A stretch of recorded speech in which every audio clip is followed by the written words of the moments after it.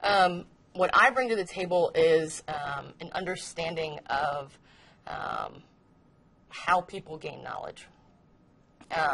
There is a difference between how we present material and how we teach material.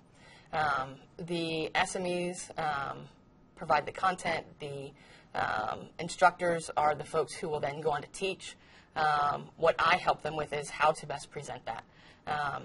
If this is a course that we should be using videos for, a course that we should be using readings for, how best do we make that work? That's what I bring to the table. I like to think a good course design gets you a good course. Great course design lets you hit all of the boxes you have to hit, like accessibility, like authentic assessments, like integrity, academic integrity. It lets you hit all of those without having to think about them because you started with a great course design in the first place. If you start out with, this is what I want to do, and this is what I want my students to walk away with, we'll make all of that just seamlessly flows in.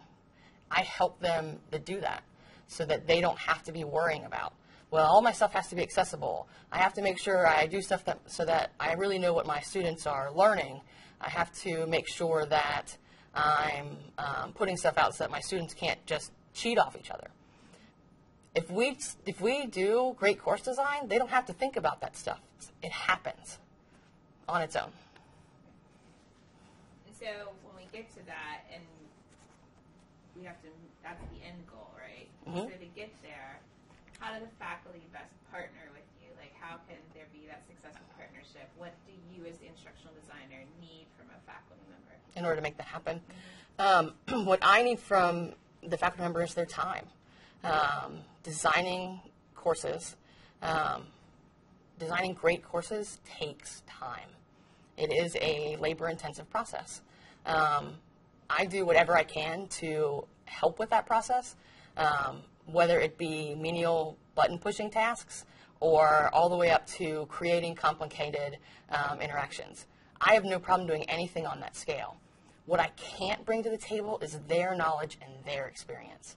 That's what I need from them. So I need them to bring that, be willing to take the time to share that knowledge, share that experience with me so that I can help them share that with their students.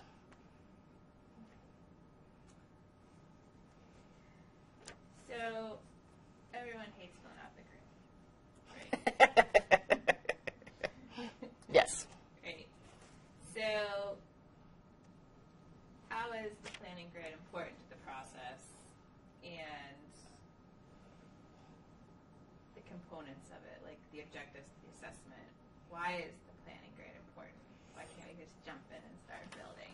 You know, The planning. Tell the faculty members. The planning grid is important because, I hate to repeat myself, but we need to start with a plan. We can go to the hardware store with a list of items to buy, bring them home, come home and start assembling those things. Who knows what we're actually going to end up with if we didn't start with instructions? And that's all we need to start with. So the grid gives us that plan. It gives us that, what is it we're trying to achieve? So we start off with their objectives. We start off, what's your end goal? And at their base level, objectives are nothing other than, what should the student walk away with? What knowledge do they need to have when this course is done? So we start with that, and we work our way backwards. How do we make that happen so that you don't end up with a dog shed when you're trying to build a skyscraper? Sure. And so with that, we know that faculty, like, developing an online course is one ball that they're juggling out of many. So how does the instructional designer work with that to get to that final piece to build whatever it is that we're building, to make sure that, you know, we don't end up with a bunch of parts and nothing useful out of it. So how does that work as far as, if we know the faculty have multiple things on their plate, how do you as the instructional designer help that progress so that it's not overwhelming to them? Got it. Part of what I do is help break it down into small chunks. So instead of starting with, we're going to build a great course, we start off with the pieces. What's your goal? What's the content that you have? What's the experience you have? What's the knowledge you have? We start with small, workable chunks and build ourselves up to that great course. And the other thing I do is I make myself available to faculty. One thing I think that from a faculty perspective, what makes a good instructor, what makes a great instructor, is the communication they have with their students. What makes a really good instructional designer is the communication they have with the faculty that they're working with. That's what I have to be able to do. I sit down with my SMEs and I say, what do you need to make this happen? You've got this great idea, and it's going to be an awesome course, and it's going to be so awesome that I'm going to want to take it, even though I don't really care about your subject matter. It's just that the course is going to be so great. But how do we make it happen? What do you need from me to make that happen? Whatever they need. Like I said, I do menial button pushing tasks. I do copy paste. It's not my job. But if it gets us closer to the goal, that's what I'm going to do. Whatever they need to get us there. Great. So what are the types of things when you sit down and you get excited? Speak more about what are the types of things that faculty bring that make you excited about working to design their course? Okay. I sit down with faculty to talk about their courses, and oftentimes they'll start off with, well, I'm not really good with technology, or I don't really know technology. And I think, great. Perfect, because we don't want to focus on the technology to start. What we want to focus on is what you know. So I get excited when I work with SMEs who are excited about their content. I don't care if you don't know how to turn on your computer. Who cares? What I care about is, do you know, are you excited about what you teach? We can work on the rest. The more excited they are, the more excited I get. And it becomes a better course. We could go to publishers and say, hey, I want a course that covers Economics 101. Can you give us a textbooks on course? Sure. They give us something, we could slap it up. It would meet all of the check boxes that we have to meet. But it wouldn't be a great course. What makes it a great course is that faculty member who's so excited about that content. It's that faculty member who knows their stuff. That's what makes it a great course. And that's the people I want to work with. And what do those courses look like as far as we start looking at marketing our online programs? What are the things that you think should stand out from our online courses as Miami online courses? What should stand out is the faculty member. Miami doesn't hire Joe Blow off the street to come in and teach a course. The faculty members who are chosen to teach courses here, they were hired to do a specific task because they have that knowledge, they have that experience. And that's what makes it so great. So the faculty member who's teaching a finance course, who runs his own business, is the perfect guy to be teaching that finance course, because he can give the students personal, real-life examples.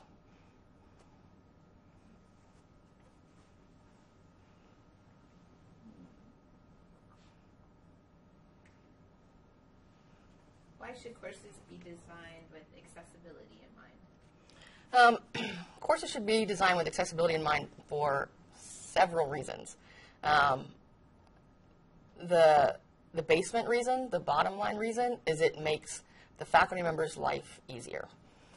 Eventually, you are going to end up with a student in your course who has some accessibility needs. And if you've already designed with that ahead of time, it makes your life easier.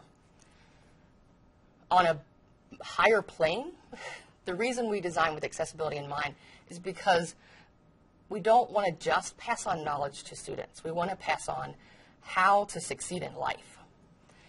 And in life, you're going to have to work with all kinds of people. Designing a course with accessibility in mind, you can help students who don't need that accessible technology, because now seeing closed caption text in their courses, seeing alternate means to achieve an objective is common nature to them. So when they've graduated from Miami and they're out in the workplace, why wouldn't you close caption? All my stuff was closed caption. Why wouldn't we think about making sure that these people, why wouldn't we make sure that folks with accessibility needs are already taken care of before they stand in front of us? We're teaching them how to be better people, more productive people once they've graduated.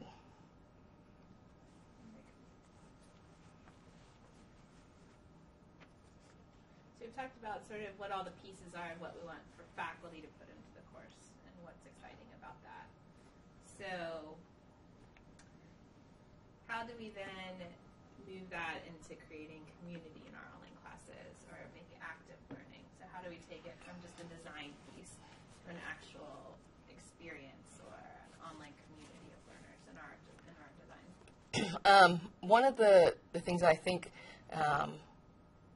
is difficult to get across to faculty is that your course isn't done the day that we finish. Building community happens once the course is going. What we do in the design process is we set the staging for that. We make it possible so that you can build community when you're teaching the course. So we build places in there for interactions to happen. We build the space for students to be sharing with each other. We build the space for faculty to be sharing their expertise. But the nice thing about courses is they're organic. So we've built the space. When you go teach that course, how that community evolves depends on who is in your course and what happened in current events that week that you want to incorporate in. And the next term, you're still going to have a great community, but it's going to be different. It's going to have different students. You're going to have different things that happen that you want to incorporate in. So what I can do is I help start the process. I help faculty think about it. I help faculty get ready for it, but then they actually do it when they're teaching the courses. And it becomes a very organic process.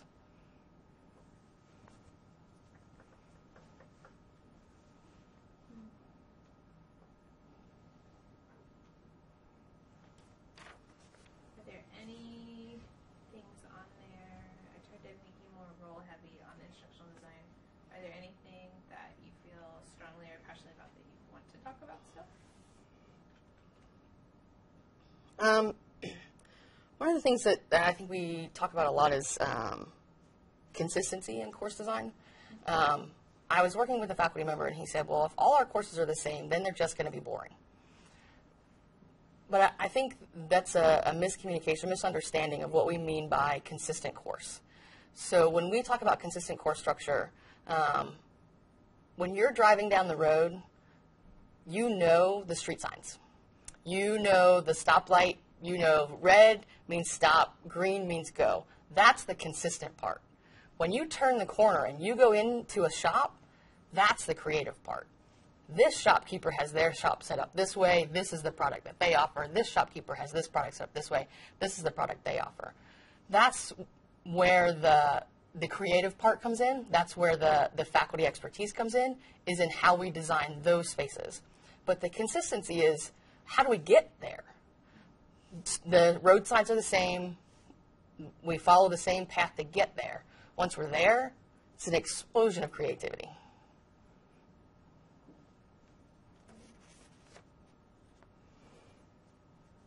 Any other ones?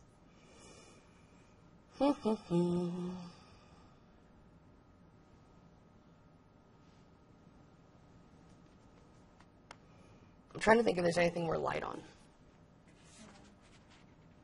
I think we have a lot on assessment. I think one thing I would like you to talk about maybe is, so we talk a lot about the subject matter expert being an expert in their discipline. Mm-hmm.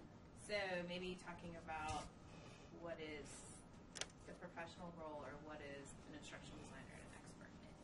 Okay. And learning or adult learning theories. So let's talk about the expertise of an instructional designer. Is it a real job? Yes, instructional design is a real job. Instructional designers may or may not have tech skills. They may or may not know how to make things pretty. What they definitely bring to the table, what is required to be an instructional designer, is an understanding, an innate understanding of how people learn, how to communicate knowledge from the person who holds it to the person who needs it. The instructional designer is there, that process person, that flow person. How do we get it from A to B? That's what they bring to the table. What's the best practices as far as learning goes? How do we, does it matter if we reinforce content before we test students on content? Does it matter how much communication we have going on with the students, with the faculty? All of those things. There's not a set plan that works for every course, that works for every type of content, that works for every type of instructor. So you have to be able to adjust and rework based on the needs. So what the instructional designer does is they help make that happen. Otherwise, I could just say, all right, here's the framework. Everyone use this exact same plan. Everyone use this exact same structure. Go. Pay me. I'm done. I don't ever need to talk to you again. But that doesn't work because it's not the same with every course. It's not the same with every with all the content. What needs to happen for an economics course is not going to be the same thing that needs to happen for a language course. You may know economics perfect. Let me help you teach that. Let me help you share that information. I need to switch batteries. Okay.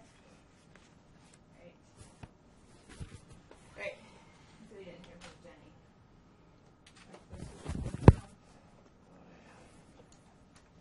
All right. I'm going to break for our lunch. I think that probably is over there. And then if we have time before the next one, then we'll squeeze in the last few questions. And then we'll start at what, 1? Okay. That's my mind. He's answering his last few questions. Good job. Thank you. That was good. Thank you. You're passionate. I love my job. Oh, you got the mic. Your lavalier is checked. What? If you tear the tape, it'll just drop right back.